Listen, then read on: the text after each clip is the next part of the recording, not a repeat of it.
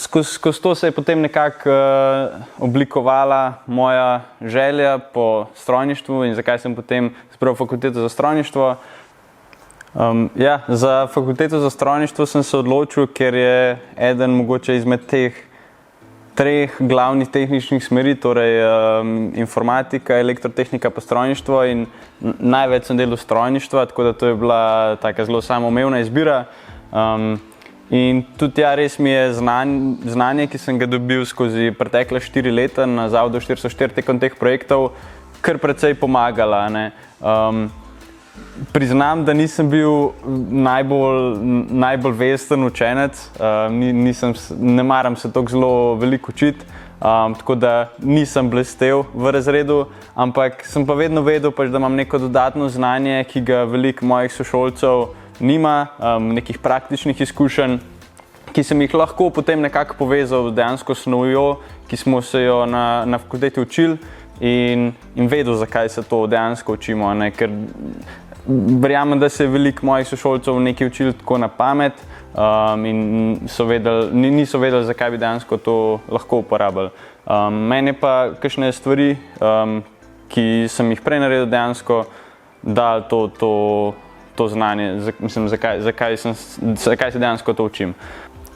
Ja, torej, ko sem postal študent, so me že obstoječi mentorji na Zavodu 404 povabili, da bi se pridružil njihovi mentorski ekipi. Sprva sem bil malo skeptičen, ker nisem se nikoli videl v vlogi učitelja oziroma mentorja, ampak sem ostal zaradi dveh stvari, ne. Prva je to, da sem pol dejansko videl smisel, oziroma videl sem, zakaj je fino predajati znanje mlajšim, tudi jaz sem se dosti naučil iz tega, dobil sem neke vodstvene sposobnosti.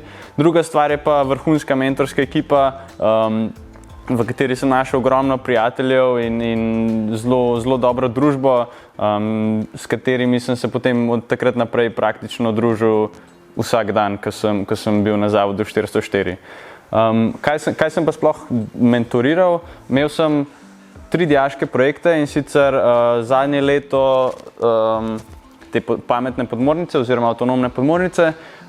Eno leto smo z dijaki Gimnazije Vič, oziroma 2 leti, smo z dijaki Gimnazije Vič razvijali pametno tablo, ki je sama pisala in brisala.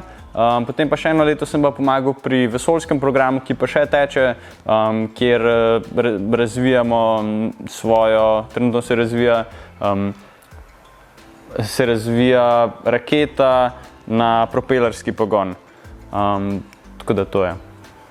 Ja, kljub temu, da mi je bilo mentorsko delo potem kar priraslo k srcu, sem nekako pogrešal to inovativno stvar, da sem razvijal nek projekt, da je bil nek problem in je bilo potrebno razviti neko rešitev. In ravno zaradi tega razloga sem se pridružil še razvojnemu oddelku Zavoda 404, kjer razvijamo različne produkte za podjetja, ki jih potrebujejo. Je res, da sem dobil že kar veliko odgovornosti dosti zgodaj, sploh zato, ker sem imel že kar nekaj izkušenj z delom na Zavodu 404 oziroma stilom dela, in sem že takoj na začetku dobil kar nekaj zelo zanimivih projektov. Ja, najbolj pa sem ponosen na tole bojo, ki je tukaj za mano, to je pametna boja za sidranje Vision Anchor, ki pomaga čolnom pri sidranju, torej omogoča jim, da vidijo morsko dno, če se je sidro pravilno pritrdilo oziroma fiksiralo na morsko dno, hkrati pa jim omogoča tudi in poda informacijo o tem, če se boja premakne za več kot recimo 5 metrov in sproži alarm na telefonu in vejo, da je sidro popustilo ter morajo ukrepati. Iz tega projekta sem dobil tudi, oziroma čakamo še evropski patent, kar mi bo veliko pomagalo tudi v nadaljevanju, saj je to zelo pomembna referenca. Ja, torej fantje so prišli do nas z nekim problemom, neko idejo, niso imeli zelo veliko tehničnega znanja, tako da naša razvojna ekipa jim je pri tem pomagala. Jaz sem prišel tukaj na mesto strojnega razvoja, torej s 3D modeliral sem celoten produkt, potem tudi izdelal nekaj delov, naprimer na 3D printerju, na reskarju, tako da smo zdaj dobili 3 prototipe, eden od njih je za mano, ki jih zdaj kažemo strankam in z njimi smo potrdili, da koncept oziroma ideja dejansko deluje. Zdaj se pa osredotočamo na proizvodno fazo projekta oziroma produkcijsko fazo za masivno proizvodnjo. Ja, za mojo diplomsko nalogo sem jaz ubral nekoliko drugačno pot, kot jo bere večina študentov, torej večina gre do nekega laboratorija, kjer jim dajo neko temo. Jaz sem pa prišel do ideje za mojo nalogo s pomočjo dejanskega problema, ki smo ga imeli in sem si ga zelo želel rešiti, in sicer hotel sem razviti sistem, s pomočjo katerega bi uporabniki košarkarskih igrišč lahko pogledali, če je neko določeno igrišče zasedeno ali pa ne. In nisem se tukaj zelo veliko res usmerjal, a je to strojniški, bolj elektrotehniški projekt, ampak meni se dela to zelo fina ideja za projekt.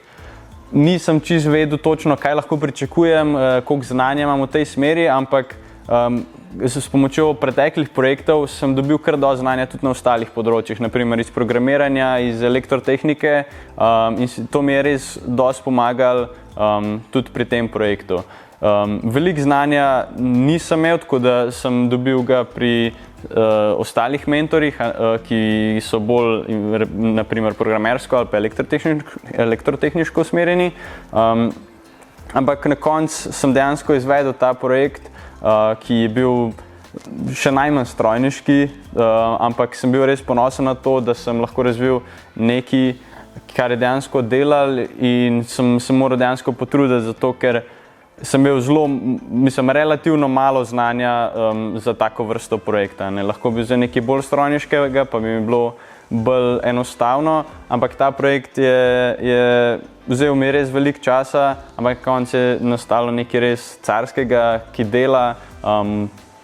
Ponosen sem pa tudi na to, kaj vse sem se moral naučiti sproti, da je to dejansko nastalo in zdaj deluje.